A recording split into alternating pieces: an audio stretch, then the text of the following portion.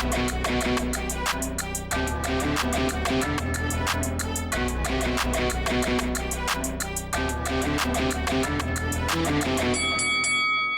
guys, welcome to Boxing Squared for boxing news and views from around the internet. The former heavyweight champion Andy Ruiz Jr. has expressed an interest in working with noted trainer Eddy Reynoso, who has also expressed an interest in working with the former champ. I actually think this might be a decent fit for Ruiz if he decides that he does want to put the work in, but I'll come to some more thoughts on that soon. But first, the statement. So Ruiz, as reported by Michael Benson, stated that he's open to the idea of Eddy Reynoso becoming his new coach when boxing returns, that he'd like to train alongside Canelo Alvarez, that his plan is to have a comeback fight, then face Luis Ortiz, then challenge for a world title again. And Reynoso, he told ESPN Deportes, yes, of course, we are for that, to work with Ruiz as long as there is discipline, that there is order. We are ready to work with any fighter, and we will see what happens. It would be an honor to also work with the first heavyweight champion that Mexico produced. Those were the statements, Reynoso there and Ruiz Jr. before that. Okay, first off, I like that fit of Ruiz Jr. and Reynoso better than Ruiz Jr. and Teddy Atlas. Atlas, that was a name that was floated recently. Ultimately, it came to nothing. And actually, after that, Atlas burned Ruiz publicly by publishing detailed notes that he had prepared should they ever meet and discuss working together.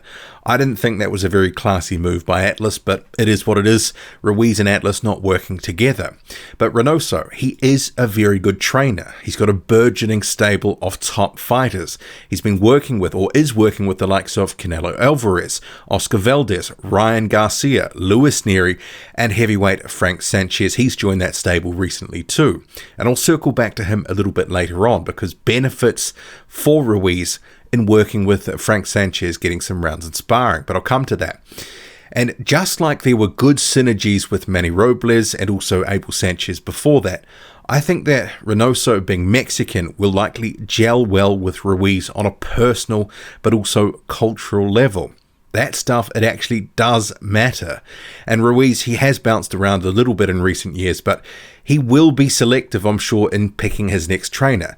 And Reynoso, he may actually tick a lot of the boxes for Andy Ruiz Jr. But as Reynoso signaled, Ruiz has got to be willing to put in the work. He has to be disciplined, and that is certainly something in his career he's not always been. He hasn't shown, true professionalism right throughout his career in terms of his training in particular. And the latest example, he piled on a whole stack of weight in the final weeks before his rematch with Anthony Joshua, weighing in 283 pounds. Didn't help him in the rematch. He looked slow, he looked sluggish, and he freely admitted after the fight he had been blowing off training sessions. It wasn't a good look. People didn't want to hear that from the champ, who should be dedicating himself to his craft. So Reynoso is publicly, through his statements, expressing what he believes is required for it to work with Ruiz. Perhaps one of the things that might actually help in that regard also is the talented roster. There's a lot of top professional boxers on Reynoso's roster. Ruiz, he wouldn't be the big fish in that stable of fighters. Canelo is. And I'm sure that he and the other guys would let their feelings known to Ruiz if he was mucking around and not taking things seriously in the gym, because they do have camps down in San Diego, etc. So if Ruiz came there and was mucking around, I don't think that would sit well with the other fighters, in particular Canelo. And in some ways, that stink from Ruiz that was generated out of that rematch, it rubbed off on his former trainer Manny Robles, who had to sit by and watch Ruiz blow off training to hang out with his mates. No way the likes of Canelo, Ryan Garcia, Luis Nery, Oscar Valdez, and Frank Sanchez, no way they stay silent if that starts to repeat itself and interfere and interrupt proceedings if they're in camp together, if they all have upcoming fights and are working with Reynoso at the same time, or at least a combination or some of them at the same time. They wouldn't want their trainer to be tainted in the same way that Manny Robles would. I'm sure that a lot of them would want to look out for Reynoso. And I think it's important to also point out that Reynoso, in terms of his training and his skills, we've seen guys like Canelo and Ryan Garcia. They've been improving. Garcia is a good example. There were certainly questions about whether he was all hype, but he has been coming on in leaps and bounds under Reynoso in the past year or so.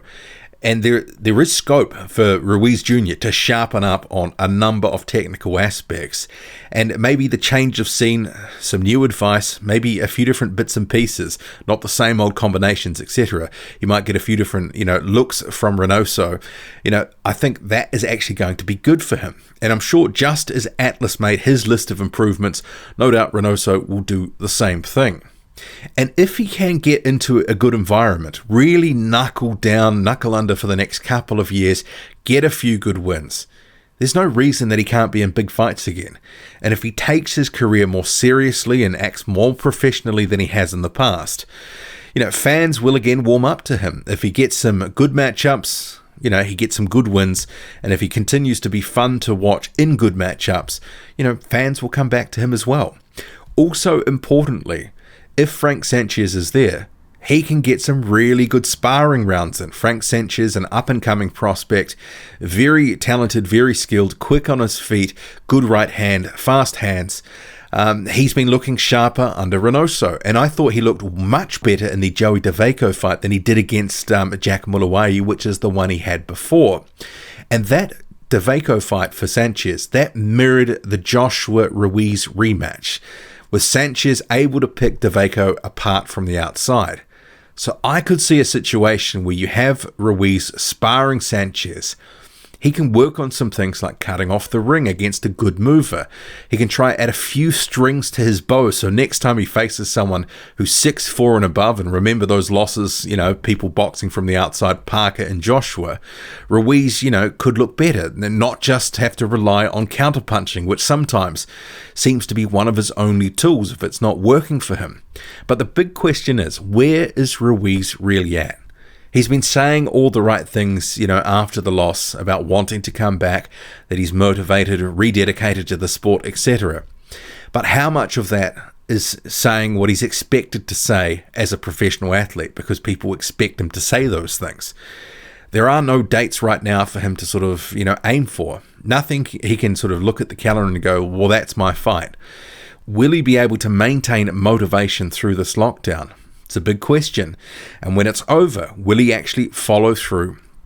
Talk to Reynoso, join him. He never contacted Atlas, so who knows if he's going to go through with anything with Eddy Reynoso. And what if Reynoso actually asks a level of discipline from Ruiz that he's just not prepared to put in? There are question marks about Ruiz and his future. He said that next he wants to tune up before facing someone like a Luis Ortiz, who by the time they fight, if they do, could be 42. It does feel like Eddy Reynoso would be a good fit for Andy Ruiz Jr. Just from the outside looking in, quick observation, looks like that might be able to work. But I'm not really banking on anything right now with Andy Ruiz Jr. How about you? Drop a comment, loud and often, hit like, hit subscribe. Follow me on Twitter, boxing_squared. I'm out.